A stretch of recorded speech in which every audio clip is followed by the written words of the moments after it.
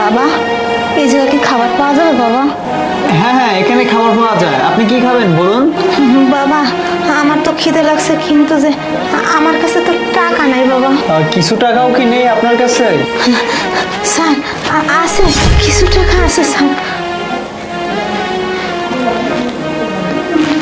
Sir, এই 5 টাকা। আরে, এই 5 টাকা তো অনেক টাকা। আপনি এক কাজ করুন, ওই তো টেবিল আছে, ওখানে গিয়ে বসে বলুন। আপনার যা খেতে মন চায় আপনাকে তাই দেওয়া হবে। যান যান। আচ্ছা স্যার, তাহলে আমি যাইতেছি। কি ব্যাপার, এটা কি হলো?